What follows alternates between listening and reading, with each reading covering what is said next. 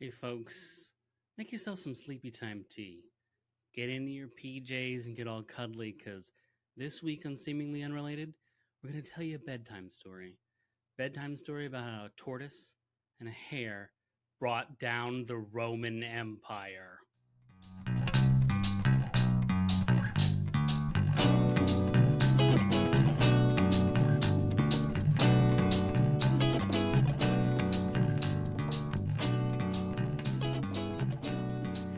Welcome back to Seemingly Unrelated, the podcast where we connect the seemingly mundane elements of everyday life to the most unbelievable but true stories and events across history, society, and culture. My name is Dr. Andrew Johnstone. I am a lecturer in media, society, and culture.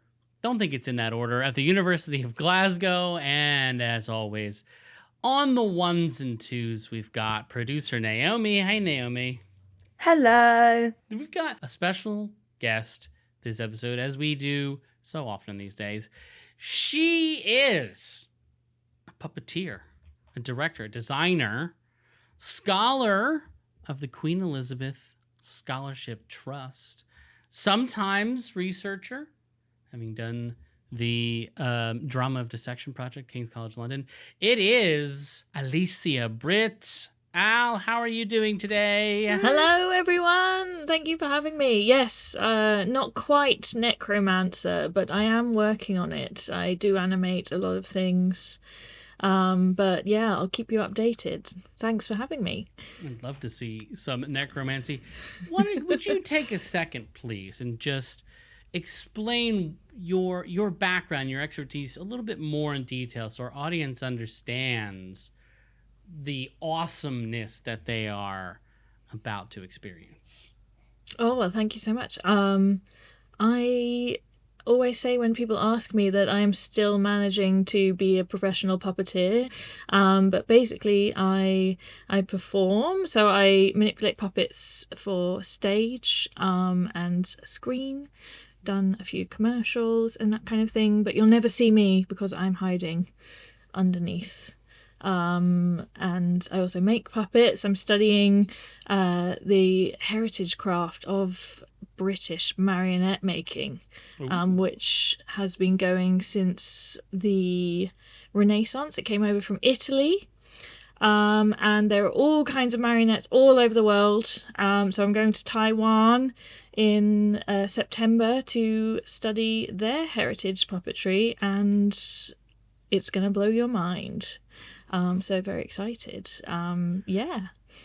Puppets from around the world. Well, when I get around to doing a puppet episode, everyone stay tuned for Seemingly Unrelated. You won't be the guest, obviously, because you'll know too much about the subject, but I know where to start doing the research. I can only talk in length about puppetry and nothing else, which is why I'm so glad you're here, Andrew. Let me talk in length. You need only mention things when you've got a question to ask, or maybe you've got some experience. Because actually, first question out of the gate, Al, I think of all the people I know, you may have a unique answer to this question. Have you ever made something out of steel? Steel. My partner, who is an armourer, would be very much better placed to answer this question. I have made a sword from metal that I forged with a hammer in a hot fire, and it glowed orange, and I hit it with that hammer and I shaped a sword. That is how I attracted my mate, my dearest fiance Dan. Was it steel? I don't know. It was silver. That's like the sickest answer to a question ever. Yeah, I forged a sword like in a furnace in like burning fire. I just like the idea that that's your mating dance. That's how you attract an armourer, I think. Yes. So if anyone wants to date an armourer, I think forge a sword. Yeah. I studied special effects at uni, and I was very passionate about armory, and so the sword was intended to win a job, but what I ended up with was much better, and now I'm a puppeteer 10 years in, so there we go. So, steel, unlike copper or iron or gold, which we get from ores, right? We go and we dig in the ground and we pull out these elemental metals. Steel is a metal alloy, right? Which means it's made out of at least two different things, with one of them being usually one of those core elemental metals. So steel is some combination of iron on one hand and carbon on the other, with the ratio being roughly 98% iron, 2% carbon. Depends on what kind of steel you're making, right? What do you use steel for, Al, other than swords?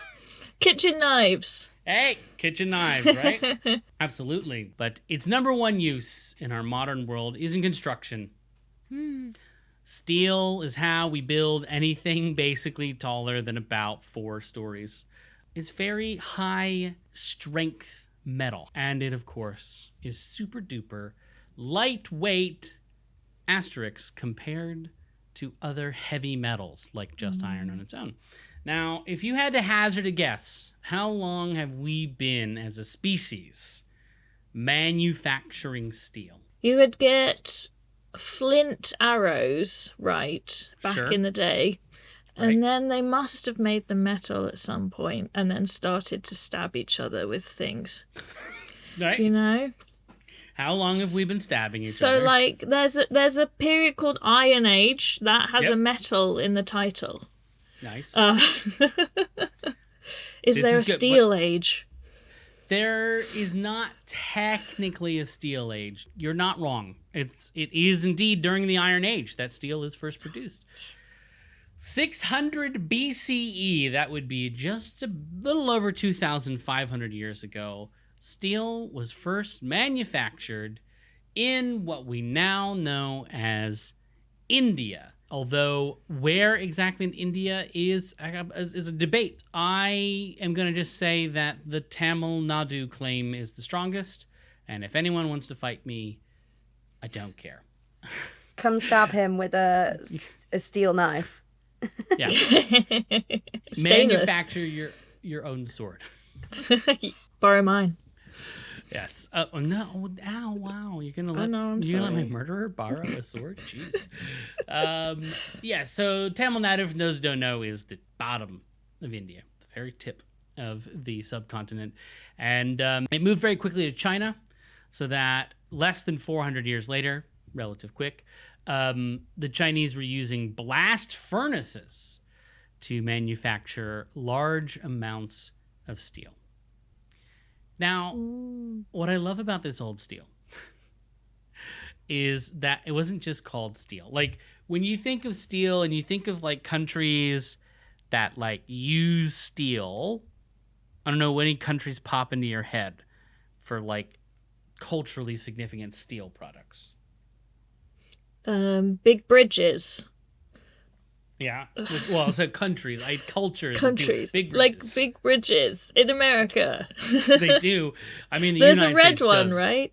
Oh, the San Francisco Bay Bridge. No, the Golden Gate Bridge. Sorry, the other one. I didn't know the name, so thank you.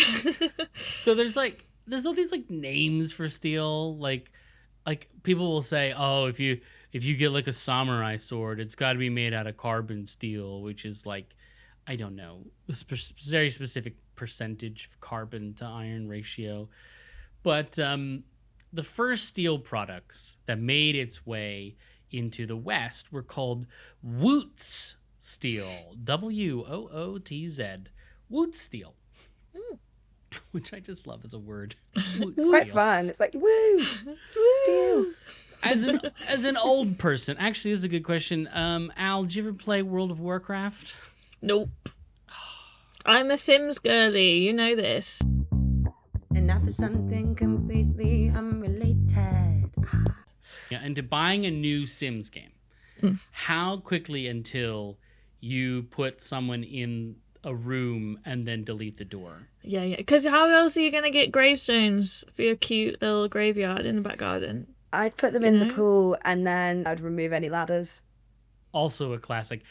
I didn't know you got little gravestones. you turn them into gravestones And when they die? make ghosts, don't they? They like turn into ghosts.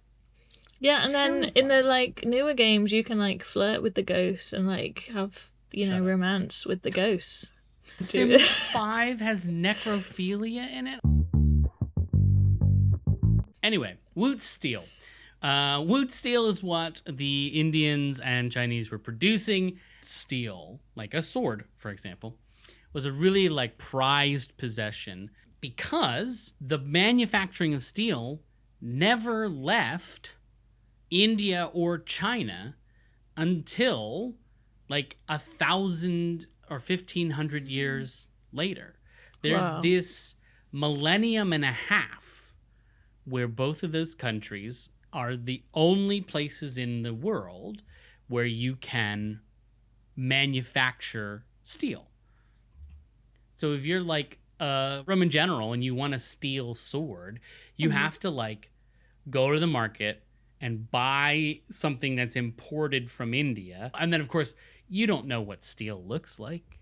So you could be sold nonsense. So it never left. In China, for example, the guys who knew how to make steel were just imprisoned. They were just like, you lived where the blast furnaces were, and that's it. They didn't let you leave. You couldn't tell anybody other than an apprentice how to make steel, and you couldn't write anything down. You were specifically forbidden from writing down the techniques. And in India, there's not like an India before, let's say, the early 19th century, like 200 years ago. Like, there were a bunch of different empires and kingdoms which ruled over various parts of what we now call India, but like India wasn't a thing. So the spread of ideas within India is one that's like, it's not like today. The knowledge did not move very far. And one of the reasons it didn't move very far is, why the hell would it? If you, Al, for example, had patented a unique technique for making puppets, would you tell anyone else how to make that puppet, or would you just corner the market and be a monopoly of puppets?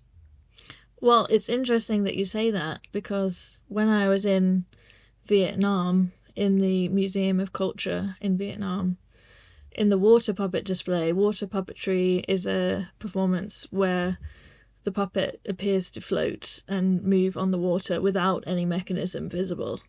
And the museum actually explained that you could only join the troupe by blood pact, and you were sworn to secrecy, and you could not tell how it worked. And a lot of the industries are very secretive, and hence why I am a scholar of marionette carving, because everyone died and therefore the skills were not passed on.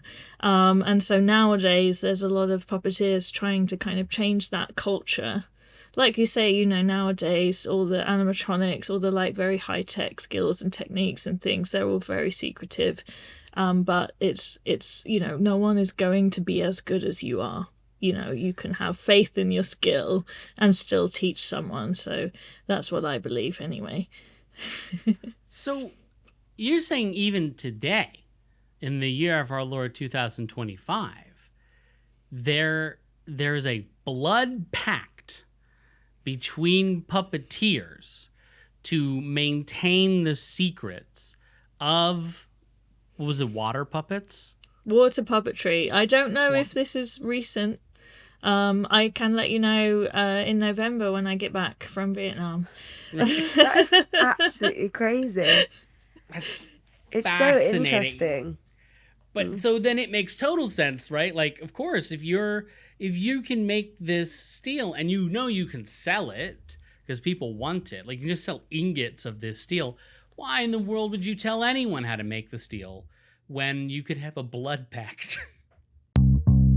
And now for something completely unrelated. It's like KFC's secret spice blend. Exactly. That's a blood pack too. Oh Yeah. my God, that's what makes the chicken taste so good, the blood. Yeah. Oh. And all the people that were held prisoner so that they couldn't release the spice blend, they all just live in the KFC factory. If I'm not mistaken, I believe the 7 secret spices are like only 1 or 2 people in the company know what it is, and basically it's broken down into like 7 components, and one person puts it into the. That's crazy behavior. So that Amazing. KFC could die out if we're not careful. Yeah, You right. gotta watch out. It'll be replaced by Morley's any day. So steel production doesn't make it out of India or China until like the 900 CE in Syria, when Damascus steel was first introduced. Ooh. And that's how steel makes its way into Europe, and then via Europe, eventually it is used to oppress everyone. Yay, Can I steel. Yes, can I ask please. what CE means? Excuse me, Common Era. So you're probably familiar with BC and AD, Yes. which is before Christ, and Anno Domini, which is in the year of our Lord, which you just heard me say. But historians, we use the Common Era to refer to everything since the year 1 to today, and before the Common Era as anything before the year 1. That makes sense. Yay, thank you. You're welcome. It's so funny because the point, of course, was to remove Jesus from the equation. Oh, yeah. Because literally BC means before Christ, and again, in the year of our Lord. But we didn't then subsequently change the numbers, so we're still mark it from the birth of Christ. We tried, guys. You had like a marketing change, but like not really a... Yeah. I mean, really what it comes down to is when someone came up with the idea of the Common Era, the heavy lifting you would have had to do to get everyone to change calendars and try to, like, 1, pick what year you're picking, but 2, if someone told you right now, no, it's not the year 2025, it's the year like 17, no, you'd be like, fuck off, it's 2025. That's I'm a not lot of dealing with that. books to edit. It's a lot. I mean, it's a lot of nailed it, right? Like, you got to go back and change so many systems. So it's all these trade routes. Everything gets set up. Why then is steel significant? Why do we care about steel? And that brings me to my next question. Al, what do you think of when you hear the word Persia? My friend Pavant, she's a lovely puppeteer. But her Instagram tag is Pavan from Persia. Yes. Yeah, Pavan from Persia. I'm going to go on a limb and say she's of Iranian ancestry and or citizenship. I think so. Yeah. Today, the area we call Iran, roughly, was once Persia. That is the dominant culture of Iran is the Persians. And there have been like a bajillion Persian cultures, kingdoms, and empires. So Persia had this massive empire that spanned from what we call Greece today all the way up into what we would now think of as Kazakhstan and Uzbekistan. So that bit of Asia between the Caspian Sea and China, it's called the Asian Steppe region. They're an Asian steppe peoples that postdated this Persian Empire by about 1,000 years. So they're horse people, right?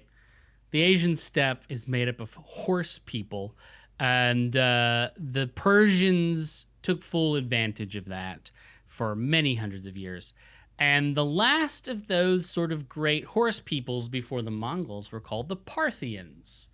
They mostly lived in like Armenia eventually, but they came in from the Asian steppe and became the dominant power over Persia. Now, this is where things get technical and kind of boring, so I want you to lock eyes with me, Al. We've got this. We're going to get through some Roman history. I'm ready. How often do you think about the Roman Empire? I was just sent a picture from a museum today of a puppet that was from 600 BC it was either Greek or Roman Empire, but that's merely a coincidence. And apart from that, it's 0%. I never think about it except earlier today. Damn you. Except a few hours ago.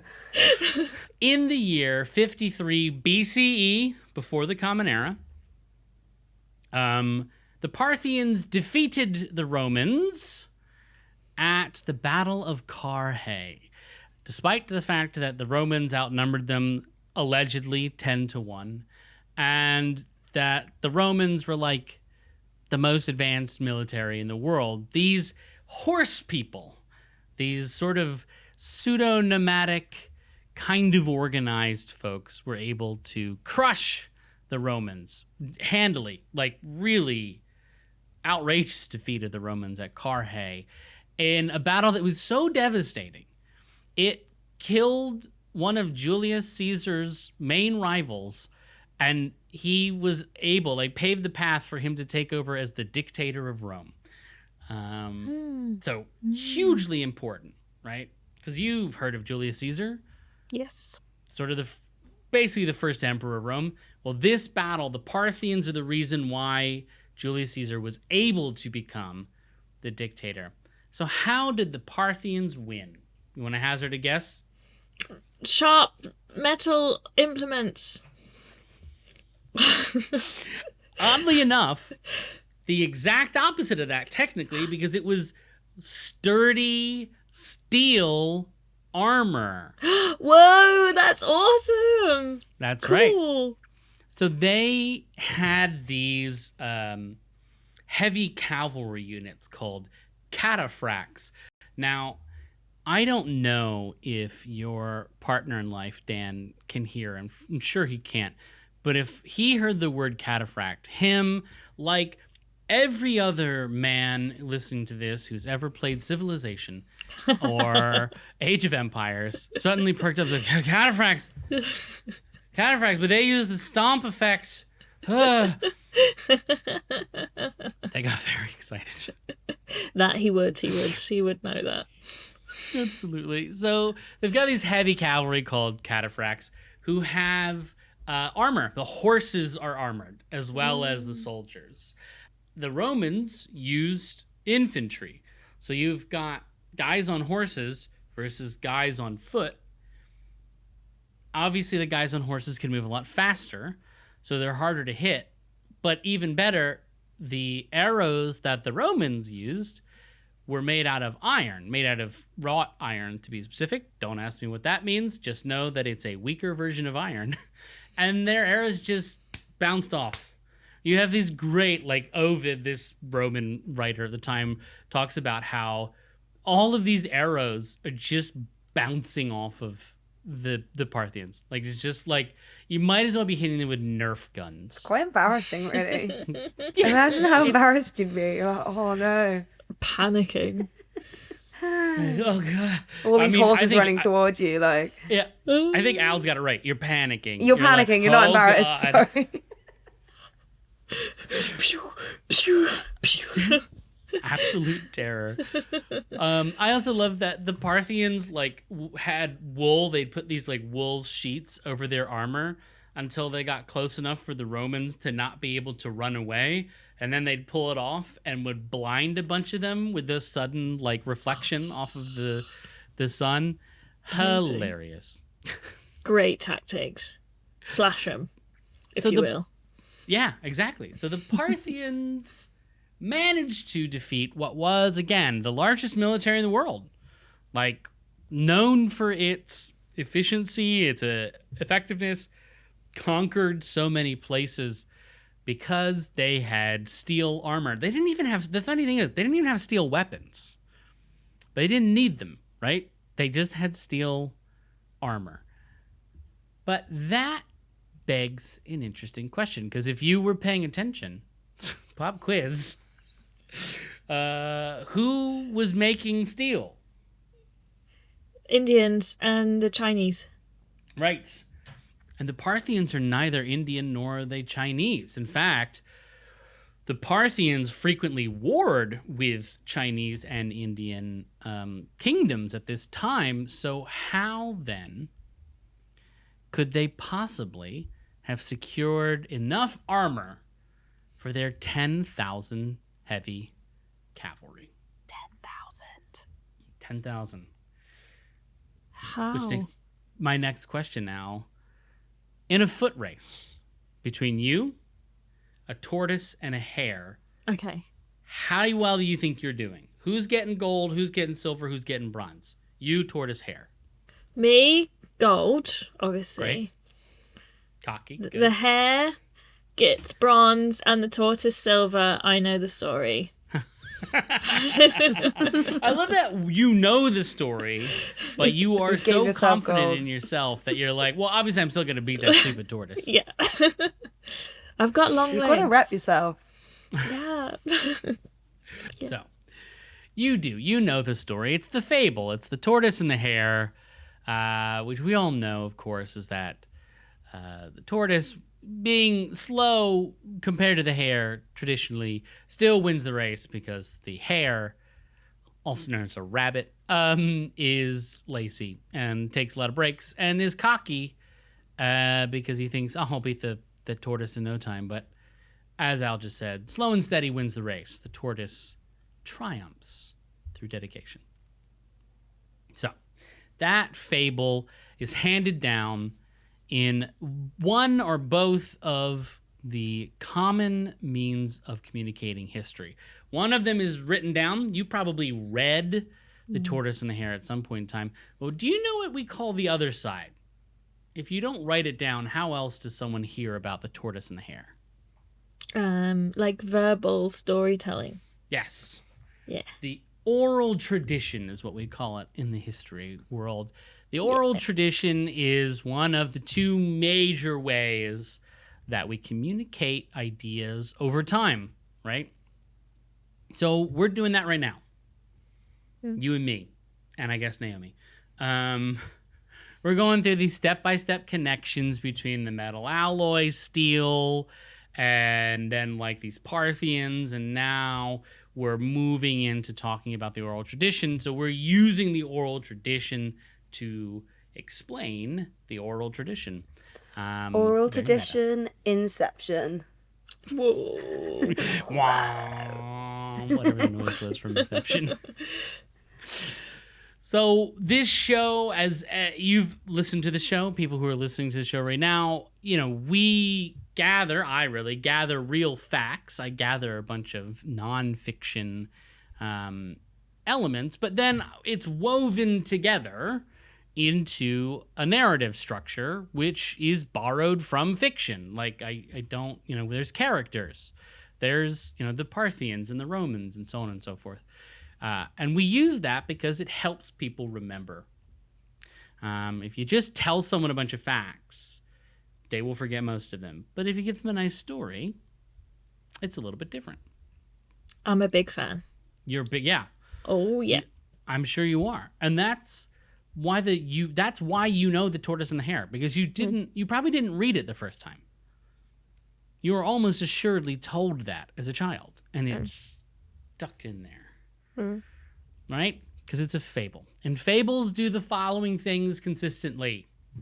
1, they make the main characters into very abstract concepts. So they're rarely humans. They're usually very familiar animals, which makes them easier to relate to. I can imagine a fox acting like me, maybe wearing a sexy little green tunic and a pointed hat. 2, fables have a very simplistic structure with a rising action and a falling action. And the tension, of course, is focused on one single aspect of the lives of the characters, right?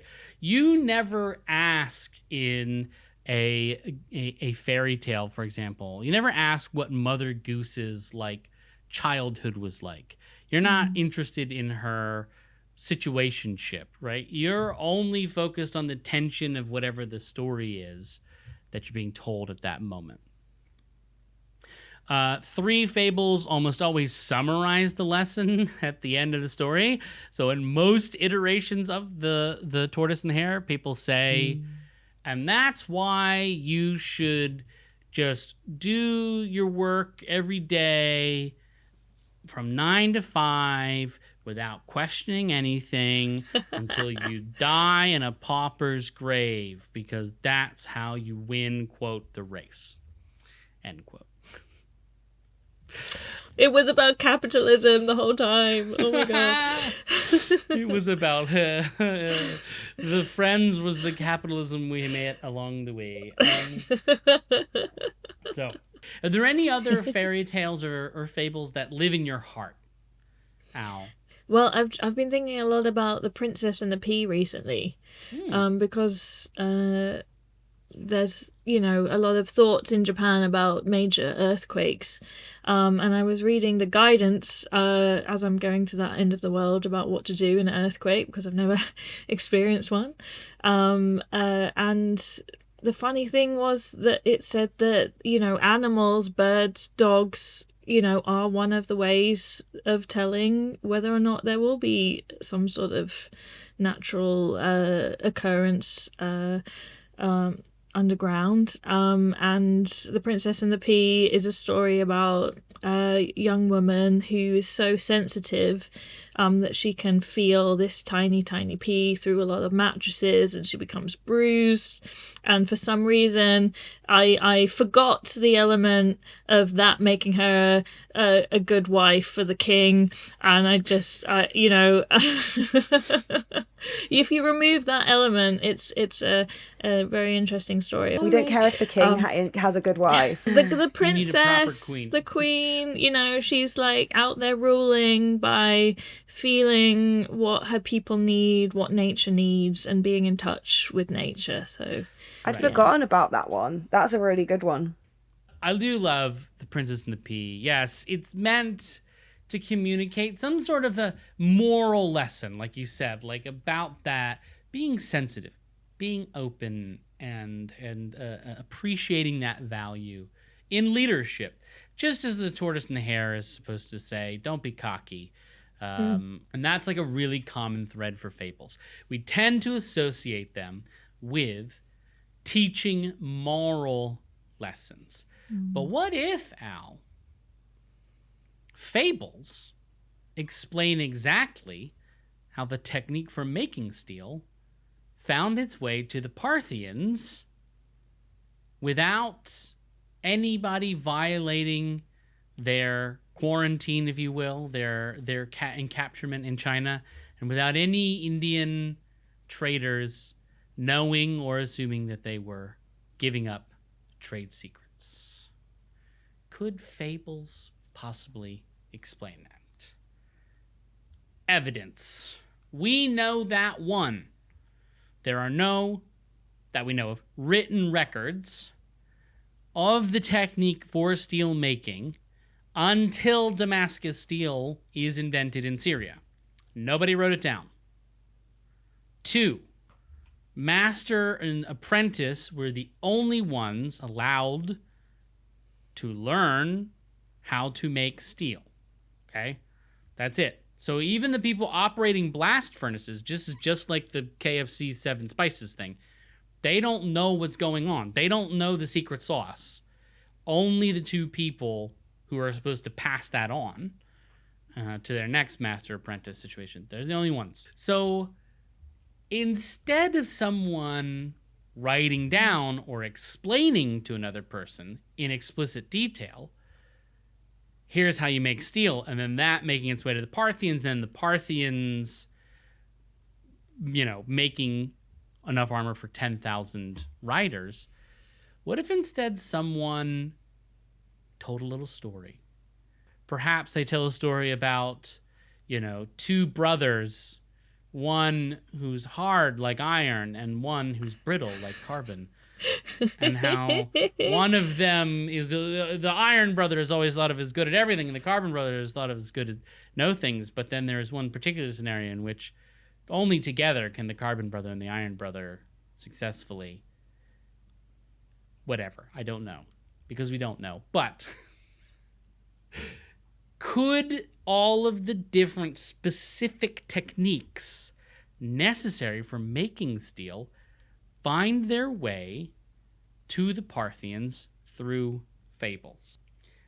But why fables? Al, what is it about the fable or the fairy tale that would be so particularly effective in teaching someone how to make steel? I have no idea, and I'm like gagging to hear this story. This is lost. This is a lost element. I think that, fables are so good at communicating, like you said earlier, a very removed, very simple narrative in which you can place yourself or really empathize with the characters. But then to turn those characters into, it's a recipe, it's a cookbook and not a narrative story. So how do we get from the narrative to a task by task list of ways of making steel is incredible. I love it. Yeah, absolutely. And that's what I'm here to do. If you look at the way that fables are often structured, there is always a core lesson, right, that carries through regardless of the details. Obviously, one fairy tale or fable is just not gonna make it. You can't teach someone entirely how to make steel in one. It's gonna have to happen bit after bit. Now, the thing is, we know the Parthians did make their steel. They did not buy it off of anyone. We do not have any remains of their forges or their blast furnaces or crucibles or any of that, because around the year 100 CE, so 150 years after they defeat the Romans, they just kind of disappear for a lot of reasons. And they didn't have masters and apprentices. They just made steel and then stopped. So we cannot prove that this is the process. However, it is the only explanation that historians have come up with based on the evidence that this works. Naomi. Could it just be that someone's a blabbermouth? Well, it could I think be. if someone said to me, like, I will kill you if you tell someone the secret, I'd probably still go to my friends and be like, don't tell anyone I'm telling you this. I have to get it out. Like, I walk to work and I'm like, don't tell them you're hungover. Don't tell them you're hungover. And then I walk in and I'm like, I'm hungover. Just panic. It's like the first thing I say when I walk in. I'm really hungover. I'm so sorry. Oh, no.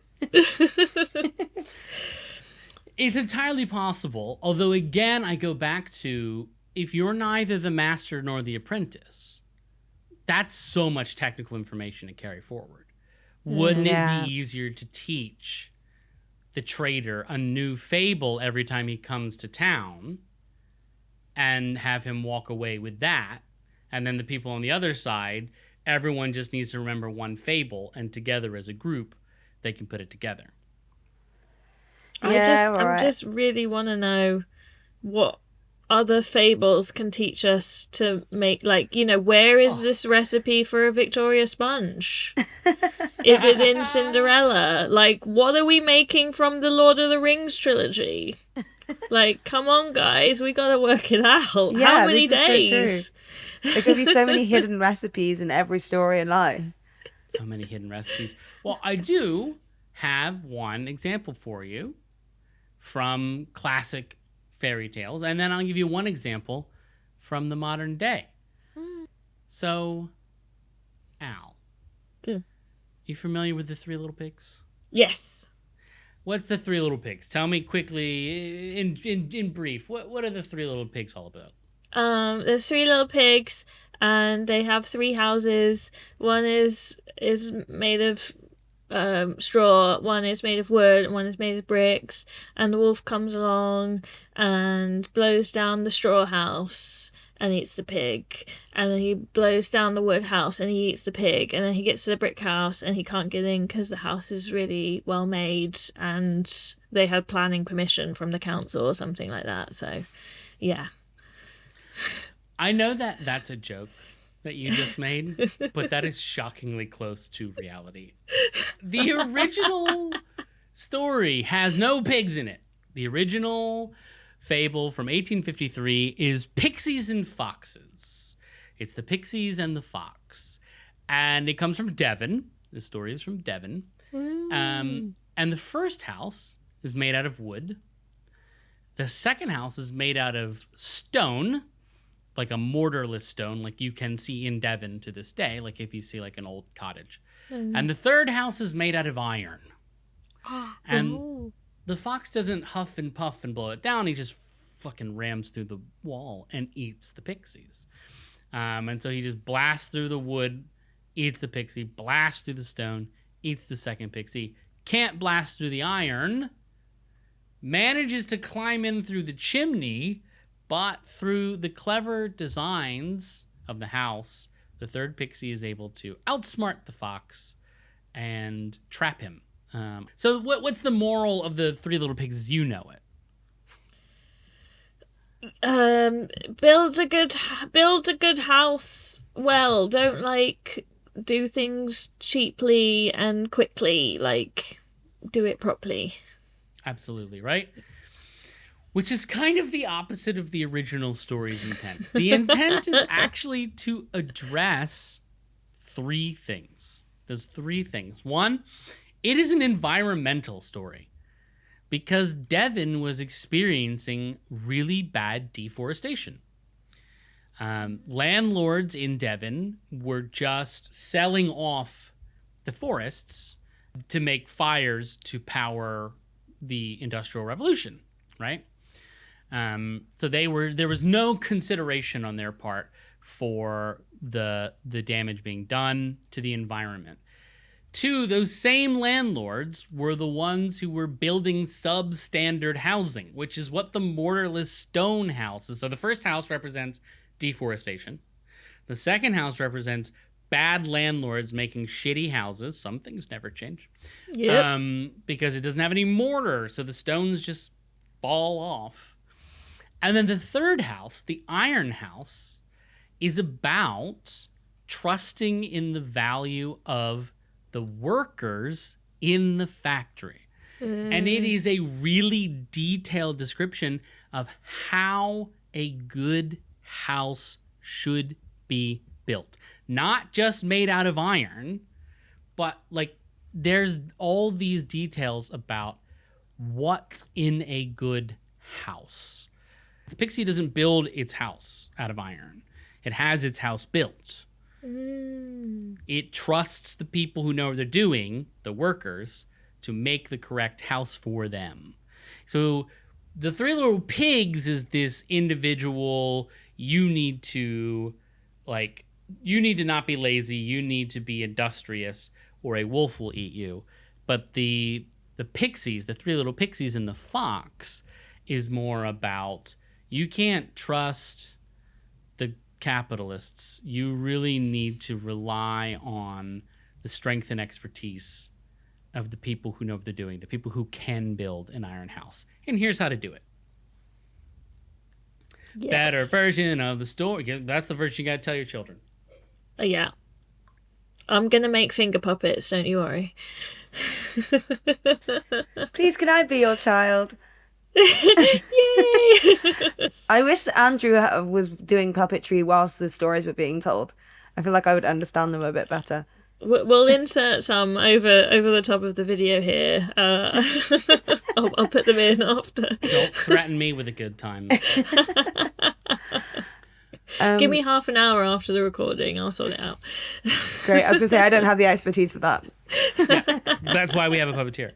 So that's a historic example, but, you know, it's not like it says, oh, the house needs to be, 1.5 meters wide by, whatever. It will tell you what goes into a good house, those Three Little Pixies, but it won't tell you exactly how to do things. So we need another example, which brings me to my next question now. You're creative, but you also do a lot of technical work. You're building puppets, right? Yes. You're also promoting yourself and administrative tasks. Mm-hmm. Has anyone ever asked you whether or not you know how to code? Has anyone ever asked me? I tried to get into coding in the pandemic because there was no puppetry. And I could not trick people into teaching me to code. They thought I was too creative or able to sort myself out. So I got into digital animation, which it turns out you still kind of need to do the graphs and the numbers and that kind of thing. So in the end, I did end up doing a bit of code. So yeah, it's not my first language, but it is a freaking cool thing. Yeah. It is cool. I often think to myself, I should really sit down and learn how to code because it would probably help me in a bunch of different ways, no matter what coding language I tried to learn. And for years now, it's all we hear about, right? That like, you gotta teach kids how to code. They gotta know how to code no matter what discipline they work with, whether they're a puppeteer or a lecturer or a radio producer. You probably, Naomi, anyone ever tell you you have to code or you should learn how to code? No, and I never want to learn. Thank you. Kind of stressed me out when you're like, everyone should learn to code. And I was like, I really don't want to. Yeah. But you get paid so much. Like, they're earning so much money. I would literally rather live in a shed with no money than have to code all day. So, I got good news for both of you. I had a chat a few weeks ago. This is my primary research, everybody. You're wondering how these episodes come together. Sometimes you need to just go to a person and ask them what the hell is going on. I encourage all of you. I'm taking a second. I'm pushing it from the end of the show to now. Sometimes when you want to learn how to do research, when you have to understand a topic, just email a person who already knows about it and ask them some questions because you will be shocked at how frequently they will say yes. I had a chat with Dr. Pavel Orzechowski. I apologize, Pavel, if I mispronounce your last name. I'm pretty sure it's Orzechowski, who is at the University of Edinburgh. And he, something like 6-7 years ago, was where you two are now, with an idea of like coding is so important and cool and valuable, and nobody knows how to teach it right, and nobody likes to learn it. So he came up with a new method. He teaches his students in the classroom, he pairs them up. And before they code anything, they sit down and they sketch out a story. And then they sit down on a computer and they take on one of two roles. Role 1 is the driver. Role 2 is the navigator.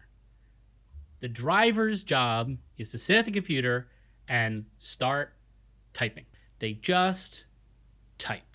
And the navigator's job is to navigate. It's to reflect on what the driver is writing, to ask questions, and to ensure that everything they're doing comes back to the story that they established. And they code. They switch usually every 15 to 20 minutes so that everyone gets a chance to do everything. And they just come together and make a piece of code. And so the process of coding, again, super technical. This is the steel making of the 21st century, right? This is essential to defeating the Romans, ?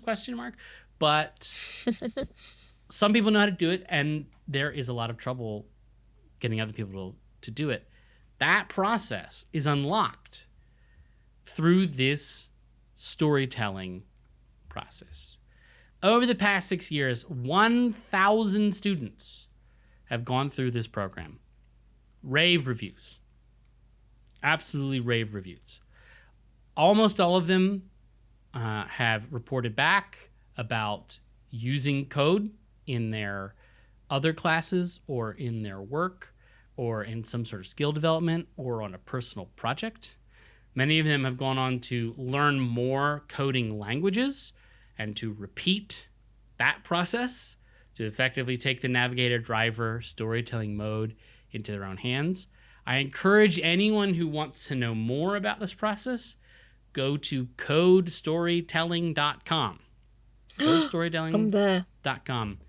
You can either run it for yourself and try to learn to code with a partner, or if you're a teacher, you can apply this to your class.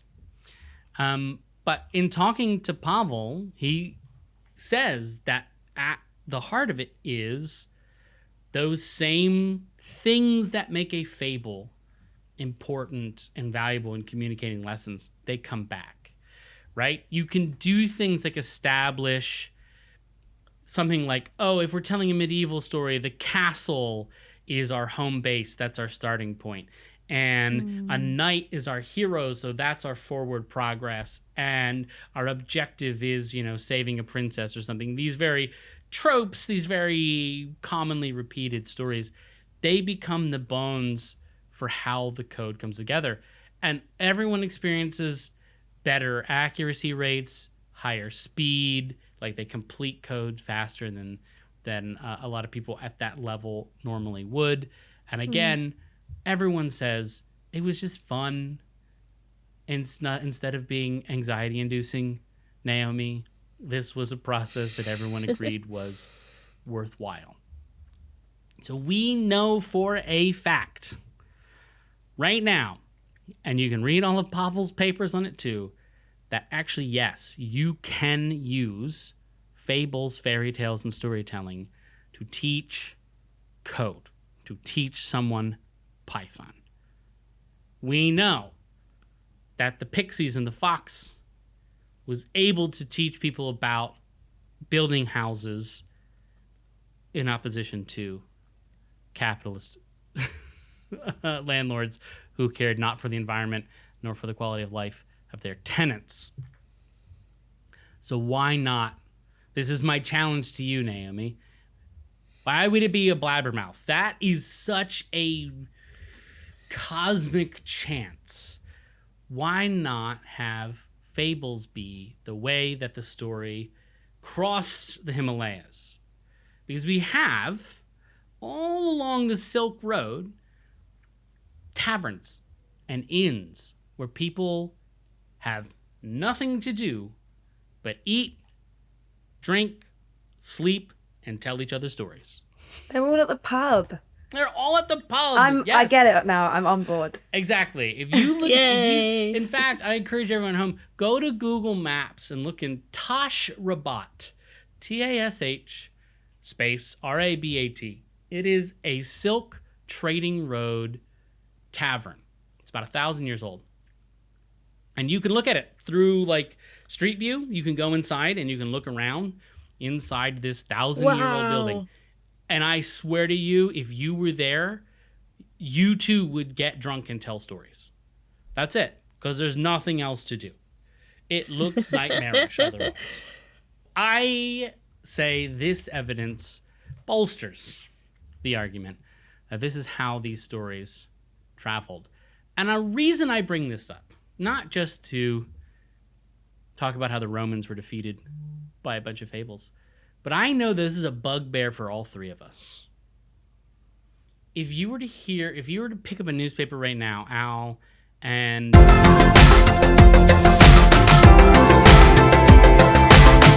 education, what education would he most likely, it's like a 4-letter acronym, what would he be saying? STEM. STEM education. We've got to do STEM. What does STEM stand for? Stop teaching everyone useful things that they need for life and to be a complete human. Also known as science, technology, engineering, and maths, right? which are all useful and important things to learn. I would never, ever, ever tell someone to take biology off of the curriculum or algebra, because they're great and I love them. But puppetry, gone, right? The dramatic arts absolutely annihilated. I think my GCSE I use the most is my textiles GCSE. I bet. What do you do in the textiles? Well, every pair of trousers I buy, I have to take up by 8 centimeters. So now I know how to do that. Yeah, I've got really short legs. So I was talking about this the other day because someone said, how do you know how to sew? And I was like, I did a textiles GCSE and had to make a ball gown. And yeah, acting GCSEs don't exist in a lot of places now. And that's literally how I got my whole career. And it's just I taught puppetry and creativity and creative problem solving to medical students, second year medical students at King's, because they are all incredible straight A students. You've never had a room full of more intelligent people, but they don't know how to get things wrong.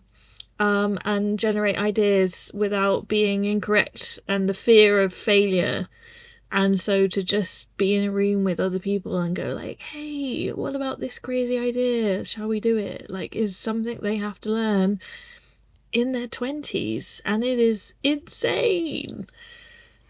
Yeah, it's wild, right? Just the idea that I've had so many students who they have to give presentations, right? And they have no public speaking experience whatsoever. And I'm like, all right, eye contact. Let's start there. Or why don't you, if you're feeling a little nervous because you seem to be rushing, why don't you keep a tempo with a toe tap or something you can focus on? You know, like all these things that I learned when I was studying drama at 16 years old. All came from, all very useful to me now in this fucking second that I'm talking. This is all I'm using those skills. I'm moving my hands. I'm projecting. All of these skills that I'm really great at, obviously. They don't, it's just not going to make sense in an algebra class. It doesn't fit in an algebra class. But the people who learn algebra and apply algebra, they could use some help in those fields, right? Narrative structure, characters, drama, comedy, tension, plot, setting. They all communicate ideas. How many students bounce off of mathematics as a concept because it's just numbers being thrown at them? Mm-hmm. Right? Or how many, and then that means they can't do some pretty advanced engineering work because it wasn't presented in a way that they could narratively process. We all process through narratives. This is a known thing about humans. Our oldest knowledge, how to make fire, is taught to us through stories.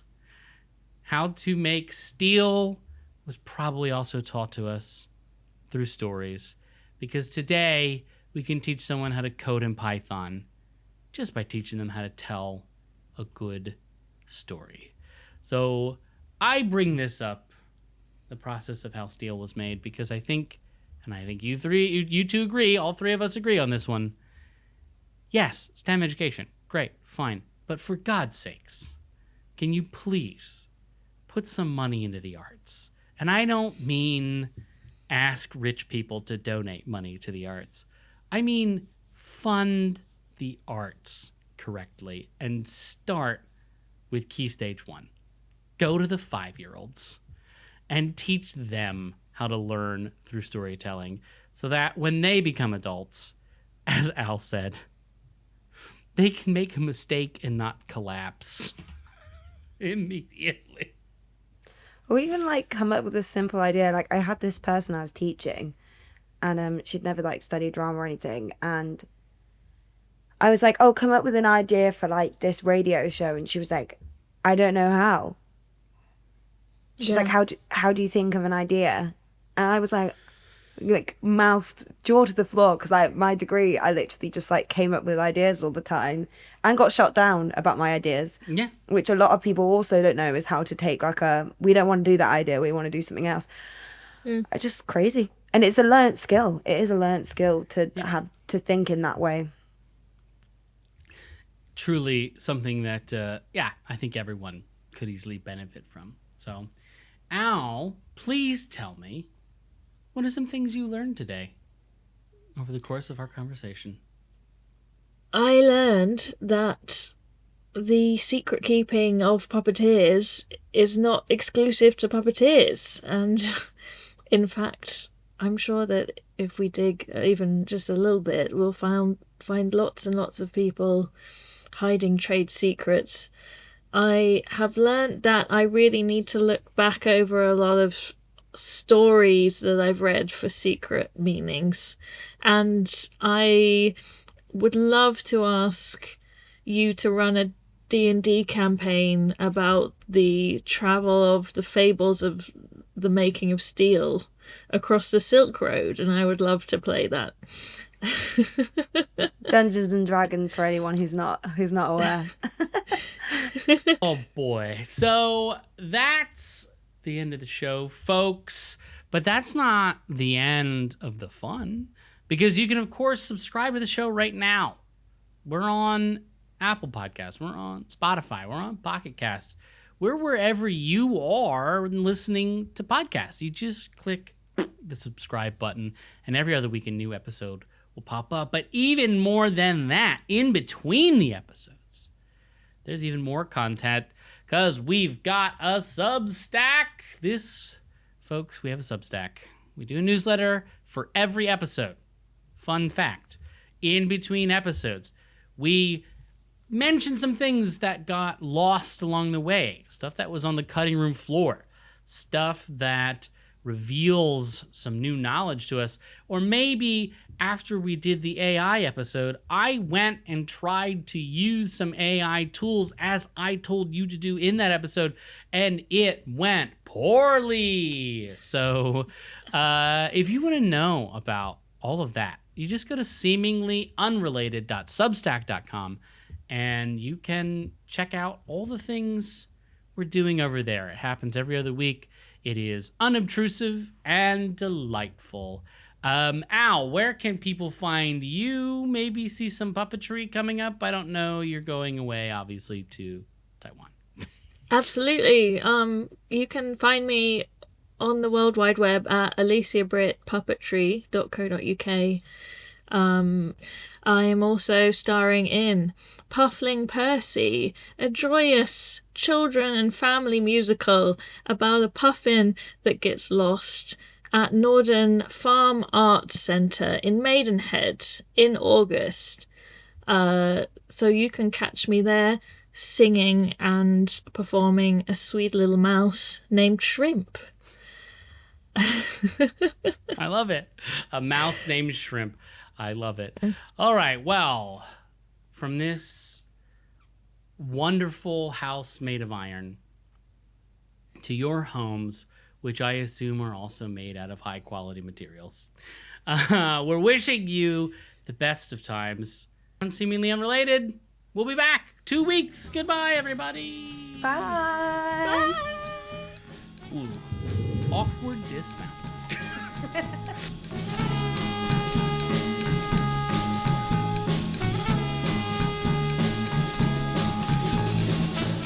Seemingly Unrelated is a Life's Little Murder Boards production. Created and hosted by Andrew Johnstone, audio production and editing services provided by Naomi Code. Our artwork is by Megan Zemet. The theme song is Irizumi by Pistol Jazz. To find out more about everyone involved and access the show notes for this episode, visit us at seeminglyunrelatedpod.com.